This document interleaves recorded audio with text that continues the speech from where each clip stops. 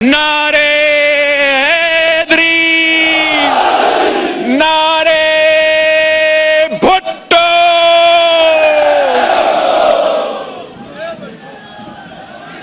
ویسے پچھلے election campaign میں میں آپ کے پاس آیا تھا اور گلگت بلتستان کا چپا چپا کا خود دورہ کیا۔ میں گلگت بلتستان کا ہر تحصیل میں خود پہنچا ہوں۔ آپ سمجھے پچھلا الیکشن کیمپین ہے، میں پورا گلگت بلتستان کا دورہ کیا، جگہ جگہ گیا، اور میں دعوے سے کہہ سکتا ہوں کہ پورا پاکستان میں کوئی اور سیاستدان نہیں ہے جتنا گلگت بلتستان کا میں نے دیکھا ہے، جتنے تحصیلوں میں خود پہنچا ہوں، میں چیلنج کرتا ہوں کہ آپ جو بھی سیاسی جماعتیں پاکستان کے ہیں وہ تمام ان کے دورے ملا دے، پھر بھی جتنا ہم خود آپ کے پاس آئے ہیں اتنا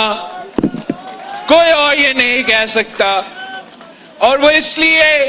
کہ جو ہمارا تعلق ہے، جو ہمارا رشتہ ہے، وہ صرف ایک سیاسی رشتہ نہیں ہے، ہمارا نسلوں کا ساتھ ہے، اور انشاءاللہ تعالی یہ ساتھ رہے گا۔ دل کر بھی رہا تھا کہ اس الیکشن میں بھی میں اسی انداز میں کیمپین چلا دوں۔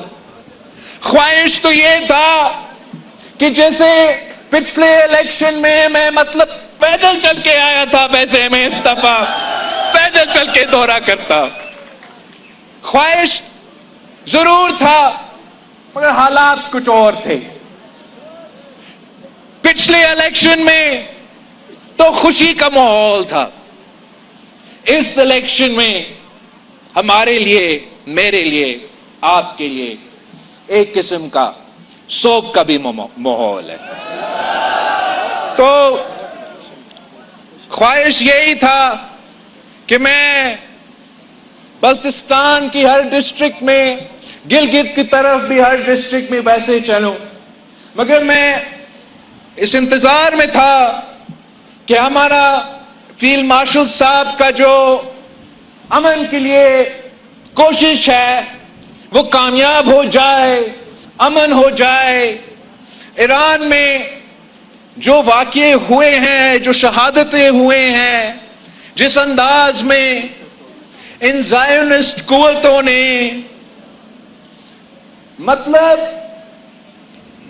بچیوں کے سکول پہ انٹر کانٹیننٹل بیلسٹک میسائل مارا ہے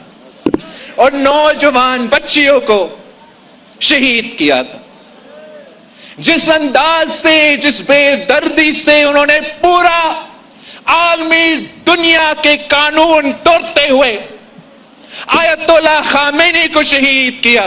رمضان کے مہینے میں ان کے بچے، ان کے نواسی صاحب تھے۔ تو ان حالات میں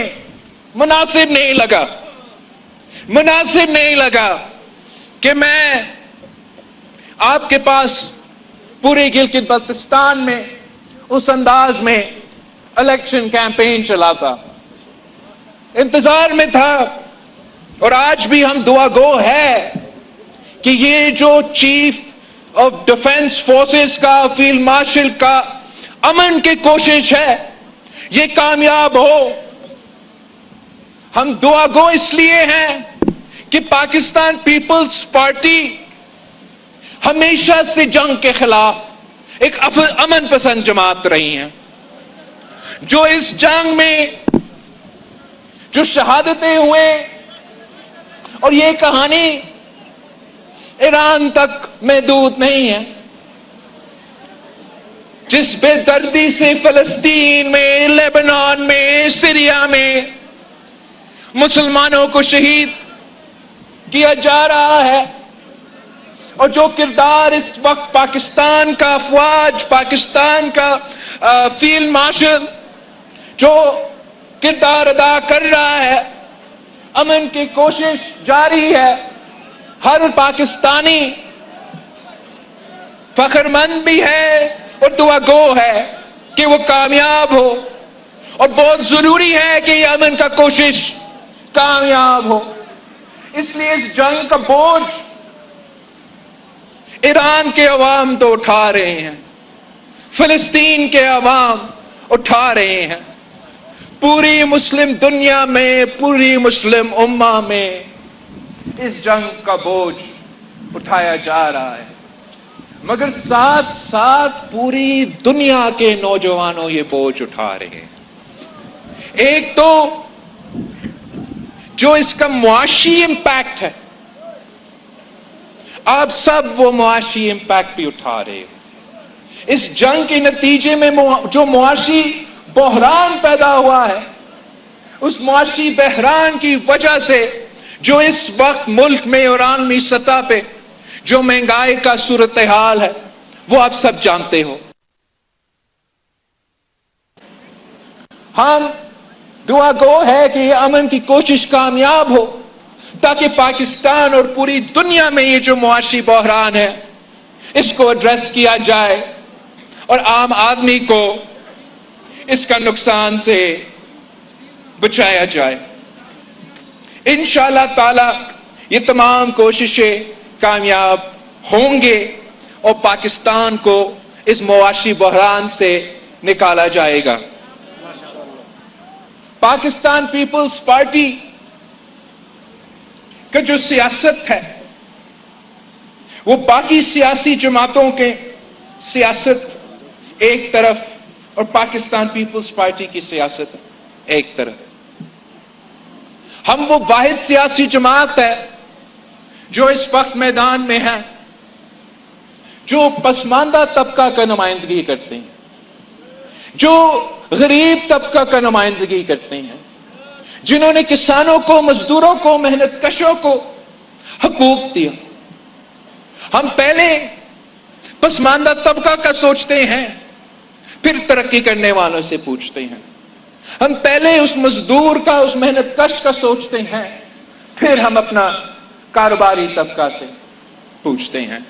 ہم پہلے اپنے کسانوں سے، اپنے ہاریوں سے حال پوچھتے ہیں،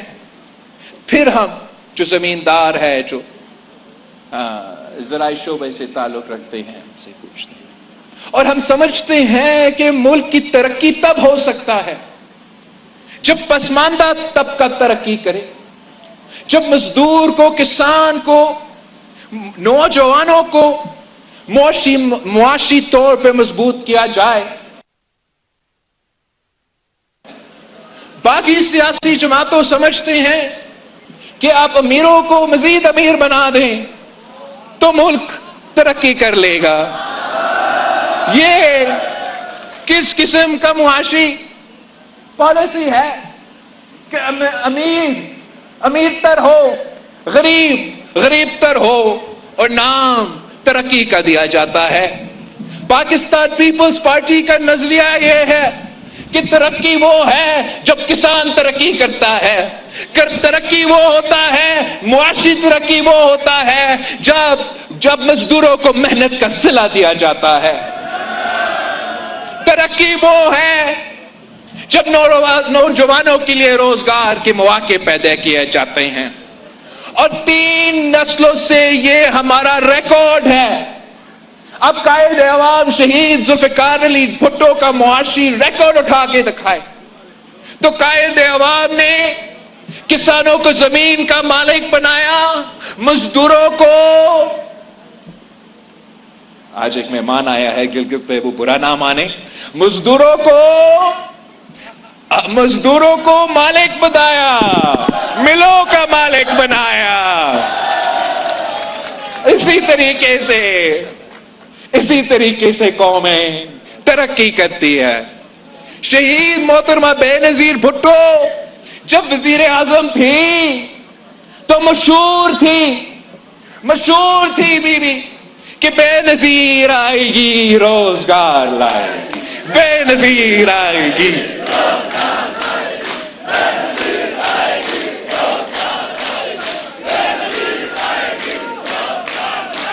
صدر زرداری جب پہلی دفعہ اس ملک کا صدر بنا تو روٹی، کپڑا اور مکان کو جس انداز میں بے نظیر انکم سپورٹ پروگرام کے ذریعے عملی طور پہ ملک بھر میں اس پالیسی کو، اس نعرہ کو، اس منشور پہ عمل درآمد کی، وہ ایک مثال ہے، ایک ایسا مثال ہے کہ جب میں اس ملک کا تاریخ کا سب سے نوجوان وزیر خارجہ تھا تو میں دنیا میں جاتا تھا، اور ویسے پاکستان میں ہم اس چیز کے عادی ہو گئے ہیں کہ عالمی دنیا ہم سے پوچھے کہ ہم کیسے آپ کو مدد کر سکتے ہیں، اینڈ وہ صحیح ہے، ہم شکر گزار ہیں ان کے جو ہمیں مدد کرتے ہیں، مگر بے نظیر انکم سپورٹ پروگرام وہ واحد ادارہ تھا جو دوسرے ممالک مجھ سے پوچھتے تھے کہ آپ ہمیں کیسے مدد کر سکتے ہیں، ہم بھی اپنے ملک میں غریبوں کا خدمت کرنا چاہتے ہیں، ہمیں بتائیے بے نظیر انکم سپورٹ پروگرام کیسے اپنے ملک میں لے کر آئے۔ ایجپٹ سے لے کے برازیل تک کسی نہ کسی طریقے سے افریقہ میں بہت سے ممالک کا خواہش یہ ہے کہ وہ اپنے ملک میں بھی ایک بے نظیر انکم سپورٹ پروگرام شروع کرے۔ بدقسمتی اس ملک کا کہ ہمارے سیاستدان ایسے ہیں، ہمارا سیاسی جماعتیں ایسے ہیں کہ وہ جب معاشی حالات مشکل ہوتے ہیں تو وہ یہ نہیں سوچتے کہ ہم اپنے امیر دوستوں کا سبسڈی کیسے ختم کروں، وہ یہ نہیں سوچتے کہ ہاں جو کاروباری طبقہ ہے وہ کتنے ٹیکس دے رہے ہیں، وہ سیدھے اس پہ پہنچ جاتے ہیں کہ بے نظیر انکم سپورٹ پروگرام کو ختم کرو۔